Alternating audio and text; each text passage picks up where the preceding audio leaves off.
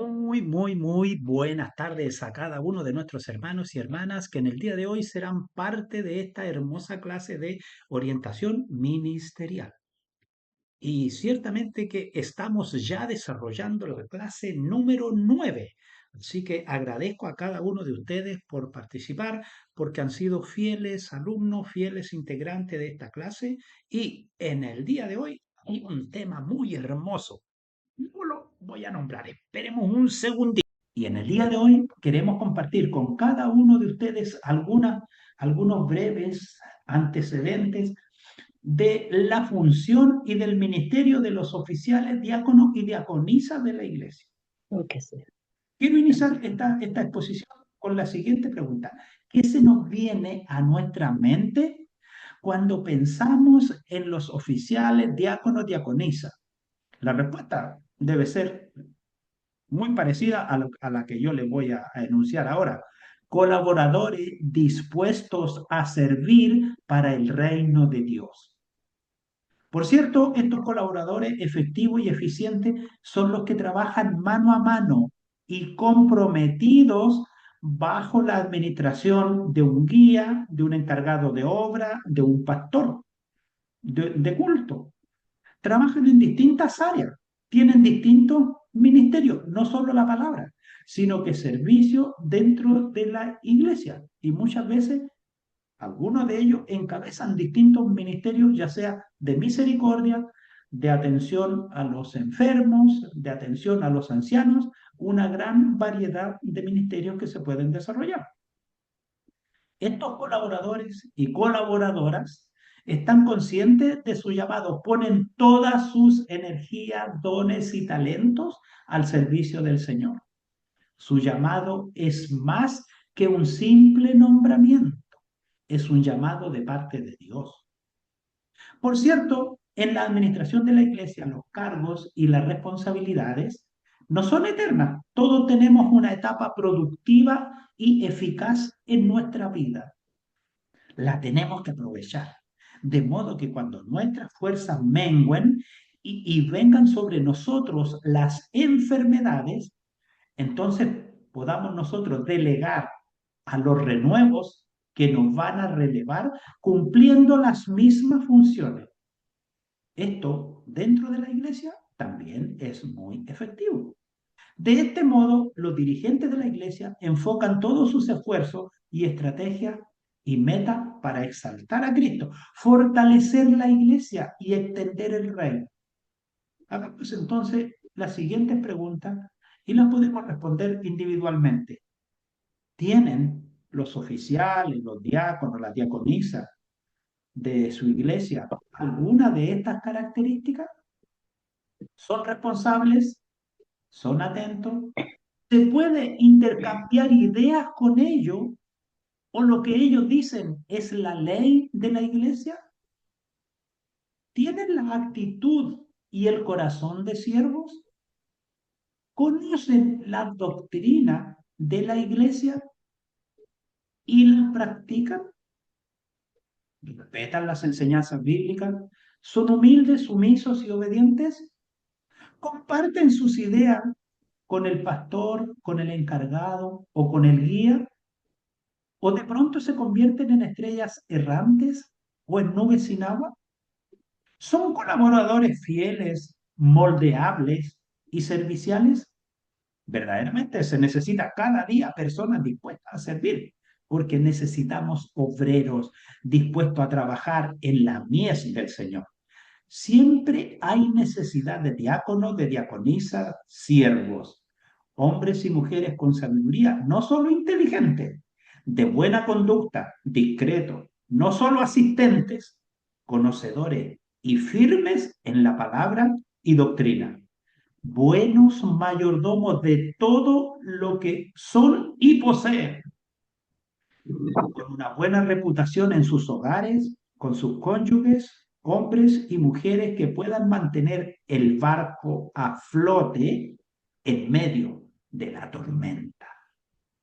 La palabra diácono, que nosotros la encontramos en el Nuevo Testamento, proviene evidentemente de la lengua griega, porque el Nuevo Testamento fue escrito en griego, cuyo significado es servidor o ayudante.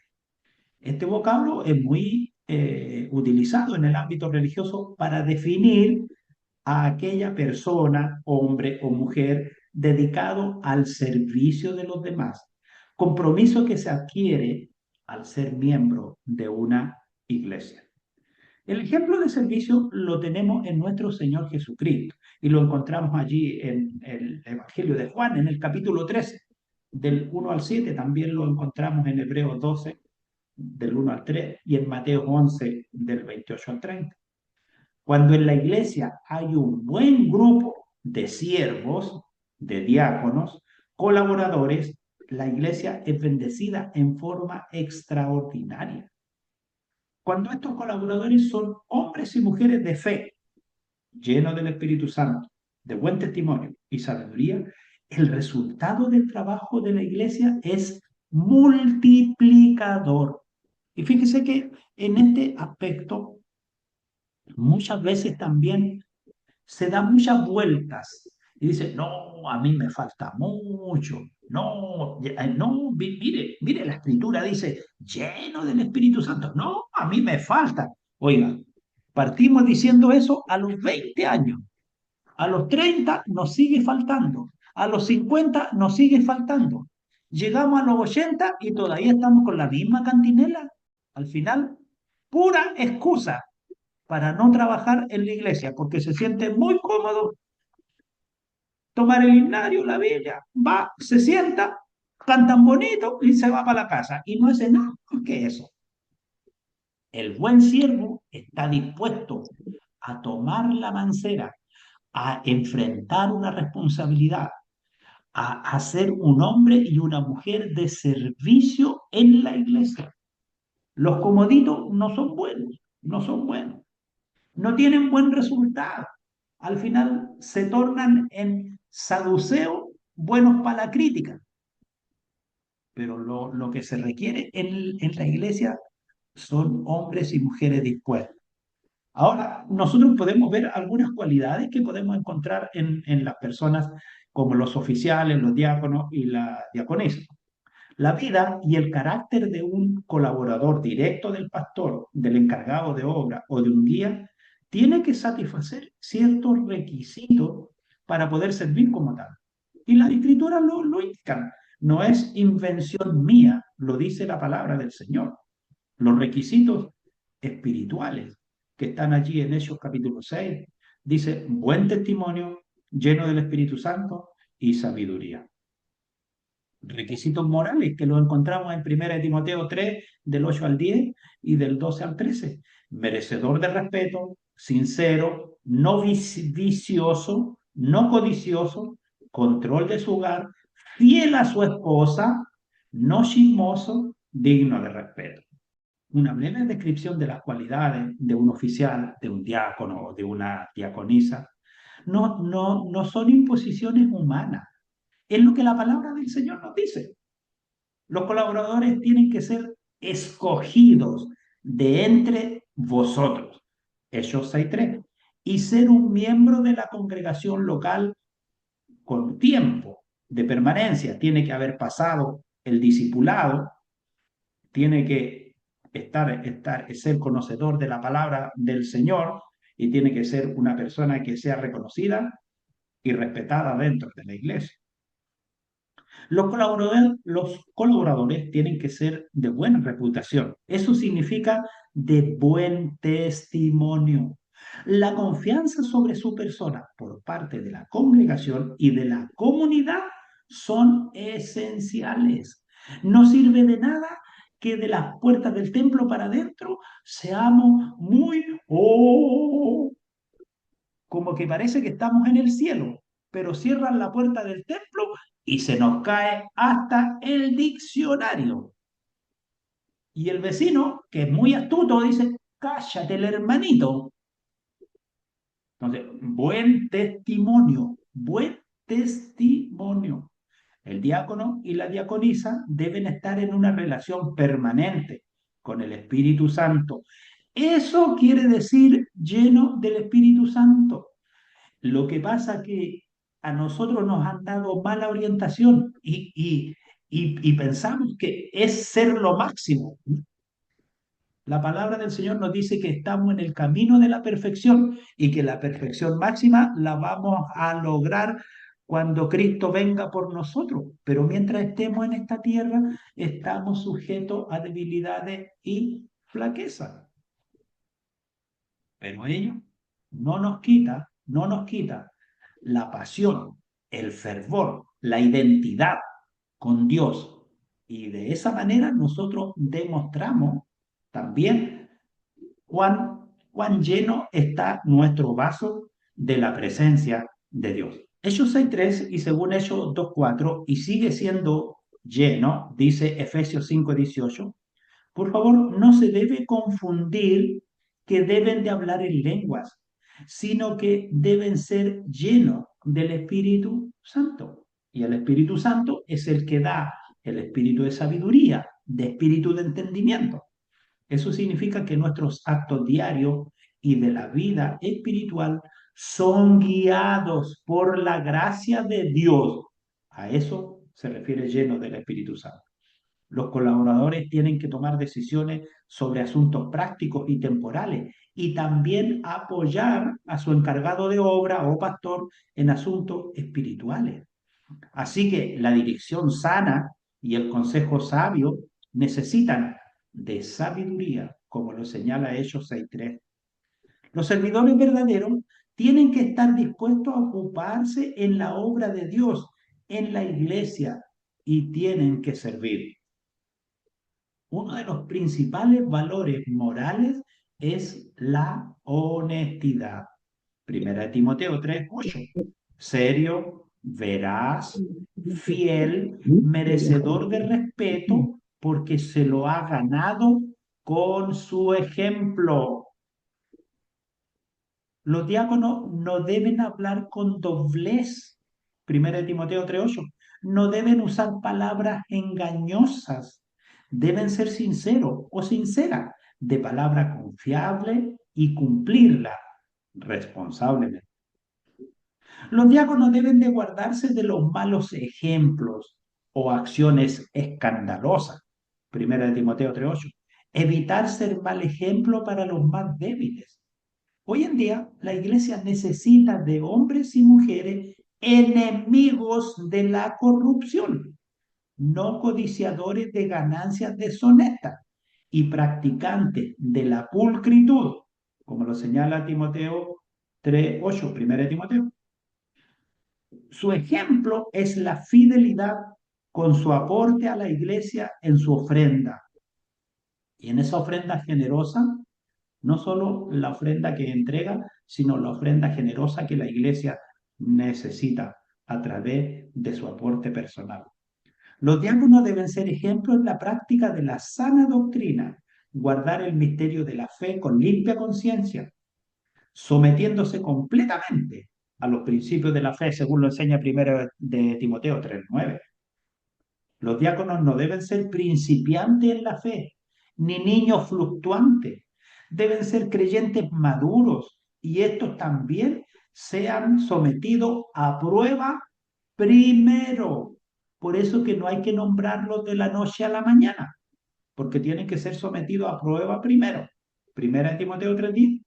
Los diáconos y las diaconisas son un ejemplo de fidelidad y castidad. Castidad, el casado, la casada tiene uno y el soltero o la soltera ninguno, porque se guarda para quien Dios le tiene reservado. Se casan para toda la vida. Ante la comunidad, el hogar de los diáconos es ejemplo, de modo que no se habla mal de la familia, porque gobiernan bien sus hijos y su casa. Primero Timoteo 3:12. Los cónyuges de los diáconos y de las diaconisas tienen que ser ejemplos de vida cristiana, no calumniadores, sino sobrios, fieles en todo. Primera de Timoteo 3:11. A juicio de la congregación local, una mujer que llene los requisitos mencionados puede ser seleccionada para servir como diaconisa, así como le sirvió Febe al apóstol Pablo. Claro. Hemos descrito en una forma muy general y sucinta las cualidades de los colaboradores que el administrador de la iglesia necesita, es decir, el pastor, el encargado de obra, un guía. Entonces, ¿cuánto tiempo que usted está en la iglesia y solo viene a oír a cantar y después se va para la casa? ¿No piensa usted que ya está bueno de tanta comodidad y que debe ponerse en serio al servicio de Dios? Siendo un colaborador más presencial y activo, muchas personas en la iglesia pasan su vida a pensar qué hacer para Dios. Y cuando son ancianos y están enfermos, quieren servir al Señor, cuando ya no pueden. Pero cuando tuvieron vitalidad, se dedicaron a criticar a los demás y no aportaron absolutamente con nada. Los oficiales, los diáconos, la diaconisa, puesto que el diaconado es una posición y un ministerio, el grupo de diáconos de la iglesia es más que ser parte de una mesa directiva. Por cierto, no es un comité que se junta solo a tomar café y comentar la vida. El diaconado es una labor ministerial para ser realizada y al mismo tiempo es un puesto bíblico que requiere ciertas cualidades y características específicas que ya las hemos mencionado. La integridad, la madurez espiritual son cualidades que deben sobresalir en los colaboradores y servidores de Dios. Por otra parte, hay dos puestos mencionados en el Nuevo Testamento y los dos no están en competencia, más bien se complementa el uno con el otro. Uno de ellos es el pastor y el otro es el diácono. El pastor vela por la sanidad de la palabra, porque eso fue lo que hicieron los discípulos. No, no, no, no, nosotros nos vamos a dedicar a la palabra y ustedes elijan quiénes se van a dedicar a la distribución y a la recolección de la ofrenda y de los bienes que haya que distribuir entre las viudas que viven aquí en Jerusalén y las viudas que vienen llegando desde el extranjero, que les llamaban griegos o viudas de los griegos, pero que también eran judíos que estaban afuera y que ahora estaban llegando a Jerusalén, pero eran de la misma sangre. Pero como siempre han sido racistas, entonces para ellos las viudas que vivían en Jerusalén, esas merecían una ofrenda de 1 kilo y las que no, esas medio kilo. ¿No? Entonces los apóstoles no quisieron entrar en peleas económicas y ellos dijeron, nosotros la palabra y la oración, pero ustedes esto. Entonces, esa es la función que debe asumir el pastor. Vela por la palabra y el diácono vela por las necesidades físicas del cuerpo. Así lo hacían en la iglesia de Jerusalén, lo hacían en la iglesia de Filipo, lo hacían en la iglesia de Éfeso. La iglesia local en el presente requiere de hombres del mismo calibre para guiar, proveer, cuidado y disipular, modelando el espíritu de servicio de la congregación. Es muy importante donde hay matrimonios comprometidos que sean diáconos. Se complementan muy bien trabajando en equipo. Para las esposas de los diáconos, bien pueden y deben ser diaconisas, porque para mí el matrimonio trabaja y sirve como equipo. Después de una breve descripción sobre las cualidades de los diáconos y las diaconisas, la pregunta que nos debemos plantear es, ¿a qué están llamados los diáconos y las diaconisas? ¿De qué manera concreta pueden cuidar los diáconos a un mundo necesitado? ¿Cómo pueden los diáconos aportar a la iglesia y a la sociedad donde viven? ¿Qué creemos respecto a nuestra misión en la iglesia y el entorno? ¿Qué creemos respecto a nuestra misión en la iglesia? No a la misión como organización. Mi labor, ¿cuál es mi enfoque dentro de la iglesia? ¿A qué están llamados los oficiales y diáconos y diaconisas están llamados a servir. Los diáconos son los primeros siervos de la iglesia, bajo la dirección del pastor encargado o guía de culto. En realidad, los diáconos sirven tres mesas. Sirven la mesa del Señor, que es la Santa Cena, la mesa de los necesitados y de los enfermos. Sirven la mesa de la consejería, de los niños, de los jóvenes y de los adultos. Son los siervos capaces de levantarle la mano al pastor, encargado o guía, cuando éste está enfermo o sus capacidades no le permiten desarrollar todas sus tareas. Mire, una de las grandes falencias que tiene la iglesia de este tiempo es que el pastor tiene un magíster y un doctorado en hacerlo todo tú. Y no hay, en las congregaciones no hay un matrimonio o un grupo de hermanos capaces de dar consejería a otros matrimonios, a otras familias, capaces de dar consejería a los jóvenes, orientación, capaces de discipular. Uno de los grandes defectos de la iglesia es que nos preocupamos de bautizar e incluso se dice, tenemos tantos candidatos para el bautismo, como que si fuera un partido político. Tenemos tantos candidatos para el bautismo. Y después que se bautizaron, ¿quién lo tomó? ¿Quién lo tomó a ese hombre, a esa mujer bautizada, para enseñarle de la palabra, para darle clase de orientación, para permitirle que pudiera tener una capacitación bíblica y poder continuar adelante en la iglesia? Al año siguiente, lo único que hacemos, nos acordamos del que bautizamos el año pasado, pero si le preguntamos, no sabe absolutamente nada. ¿Por qué?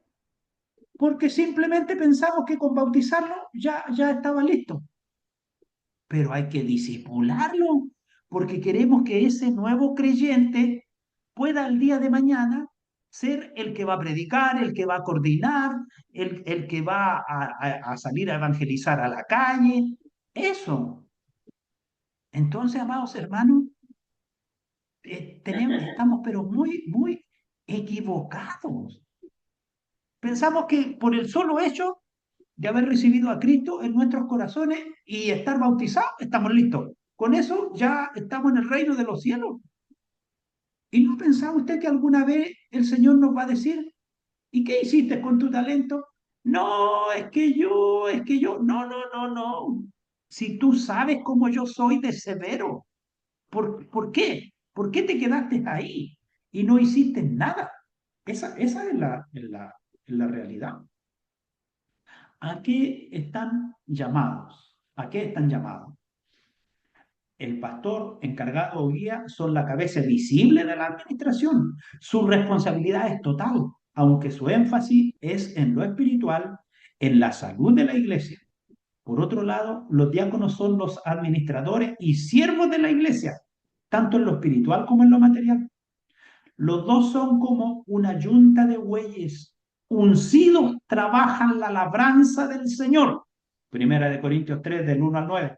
Mientras el pastor sea un veedor y no un superestrella y permita que le ayuden, la iglesia funcionará en armonía, porque los diáconos llevan a cabo su labor, según Hechos 20, 28.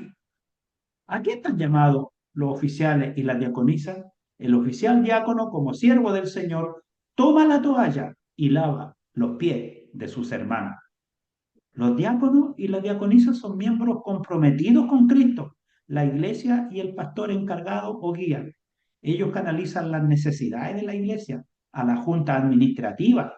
De este modo, extienden la gracia de Dios, es decir, recogen inquietudes positivas, bien intencionadas y cuya aplicación ayudará al desarrollo y crecimiento de la iglesia.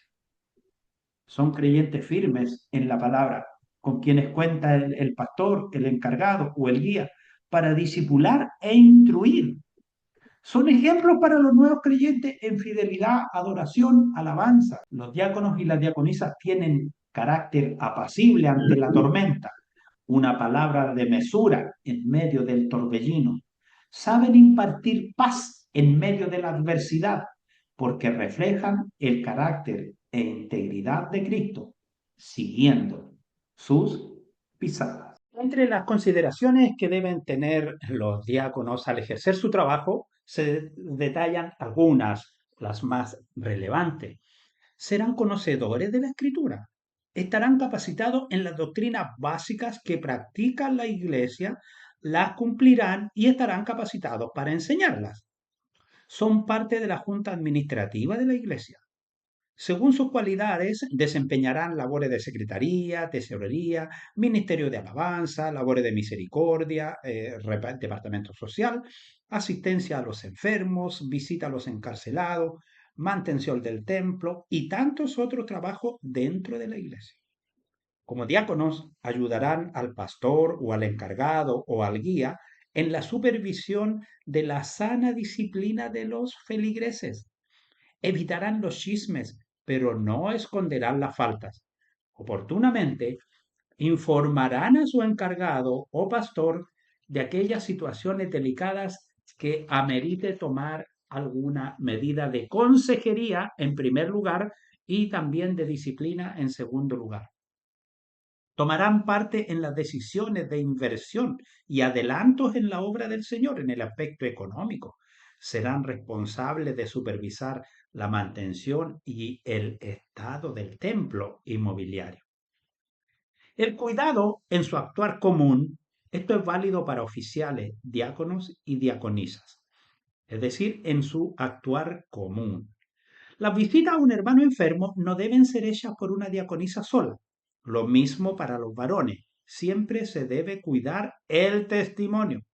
La visita a un hermano o hermana que esté solo en su casa por ningún motivo debe ser visitado por una dama. O si es una dama, no debe ser visitada por un varón solo. Siempre las personas que viven solas deben ser visitadas por dos personas en conjunto. Las visitas a los enfermos deben ser como la situación lo demanda, breve, con oración y lectura de la palabra, evitando las molestias a los dueños de casa. La visita no debe extenderse más allá de 30 a 40 minutos.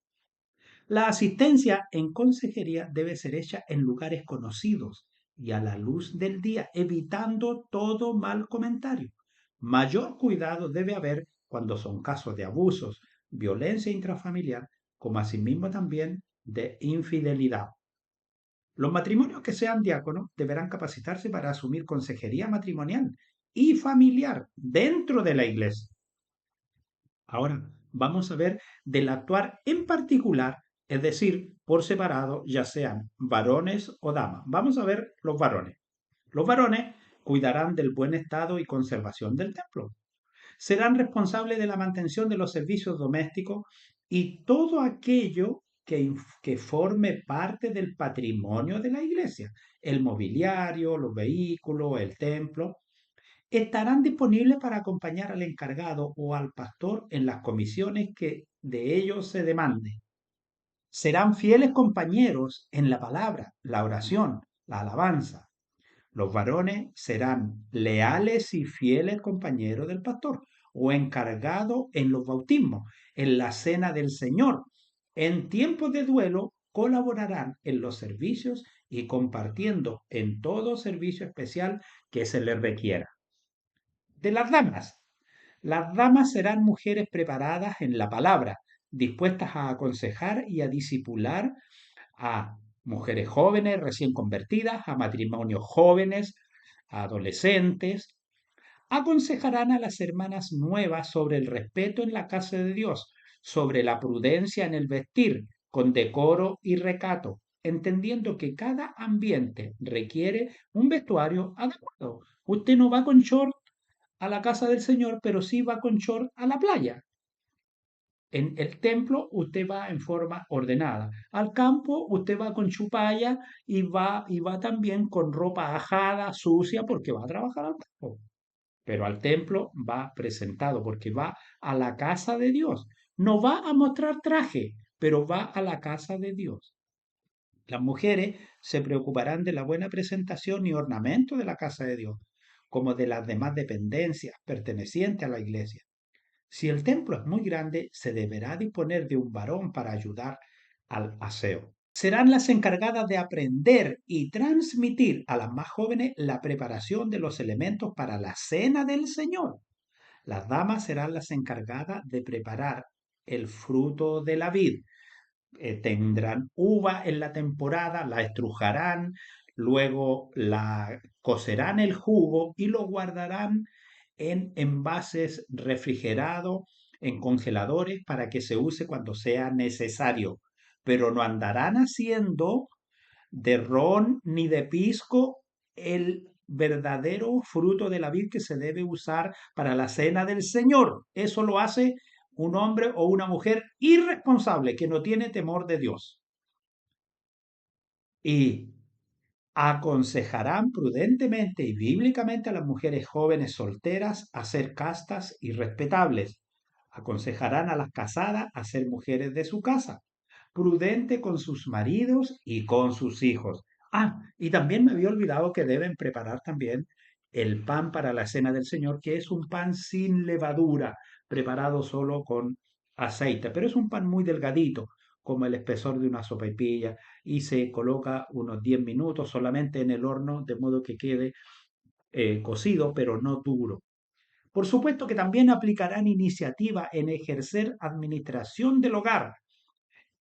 Enseñarán a preparar alimentos, enseñarán a hacer tejido, a hacer bordado y todo cuanto sea útil para el bienestar de la familia y también para la casa del Señor. Hay un punto muy importante a considerar y lo vamos a tratar aquí con sumo cuidado, del llamamiento de un diácono, de una diaconisa o de un oficial. Su llamamiento será un proceso paulatino, estudiado y evaluado por la junta de oficiales o junta administrativa de la iglesia y el pastor. Pero más que evaluado, a quien se quiera llamar deberá ser puesto en oración.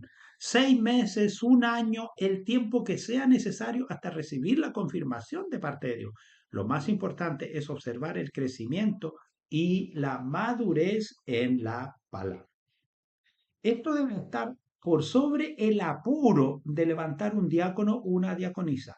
El artesano es experto con los años de la práctica, no porque tiene deseo de ser artesano. Su llamamiento no debe ser algo apresurado ni de poco tiempo. La prudencia y los años de espera siempre rinden los mejores frutos. La posibilidad de elección debe estar sujeta a su desarrollo personal, evaluar su trato con las personas, su tino, criterio, respeto mostrado al tratar un asunto de discordia, donde debe reflejar cordura, armonía y por sobre todas las cosas, tino, decencia y como asimismo también dominio propio. Se deben evaluar condiciones de salud compatibles con las funciones que desarrollará.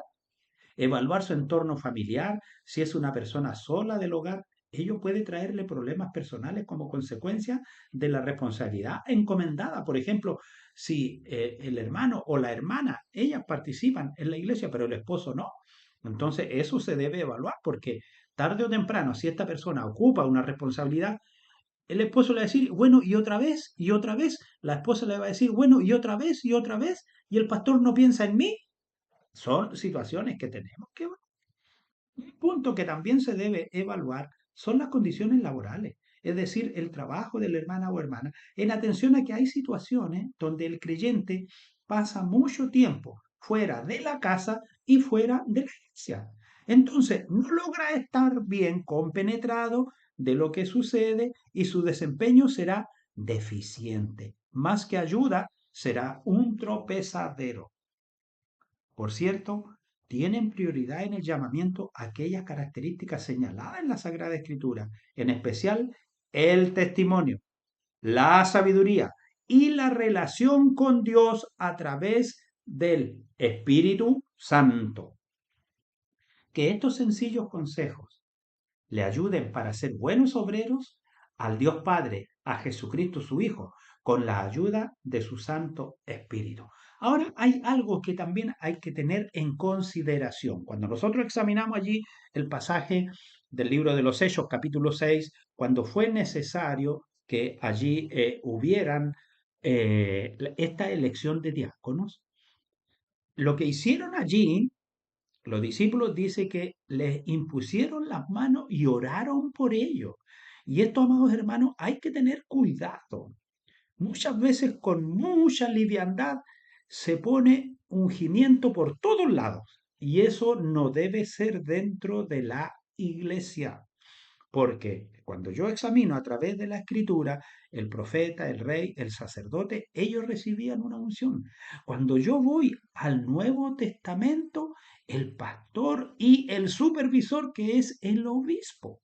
Entonces, amados hermanos, muchas veces nosotros vemos personas que se sienten obligadas, y yo tengo testimonio de eso, que un hermano andaba con dos bastones porque sus piernas no le daban más. Y me dijo un día muy preocupado, con lágrimas en sus ojos, pastor, yo no puedo seguir más. Y yo le dije, ¿y quién te está obligando, hermano? No, pero es que yo le digo a usted, pero te vuelvo a repetir, ¿quién te está obligando? Si yo me doy cuenta que tú ya no puedes. Pero si tú me dices, pastor, yo ya no puedo seguir, amén. Te voy a entender perfectamente si estoy viendo cómo está tu capacidad, hermano. Y en eso, amados hermanos, ¿cuál era el temor de este varón que se acercó así, tan humilde y con lágrimas en los ojos? Pastor, es que a mí me pusieron una unción y me dijeron que era hasta que muriera. Mira, hermano, le dije yo, tú ya no puedes ejercer en la condición de salud que tienes. Vete a tu casa, ve en paz. Yo no te estoy quitando absolutamente nada. Simplemente que en el ejercicio tú ya no lo tienes y eso es todo. Pero tú vas a seguir trabajando en la iglesia. En todo lo que se demande, tú eres colaborador siempre. Y el hombre se fue muy tranquilo a su hogar. Entonces, nosotros tenemos que entender eso, amados hermanos, y no colocar una carga que nuestros hermanos después no la pueden llevar.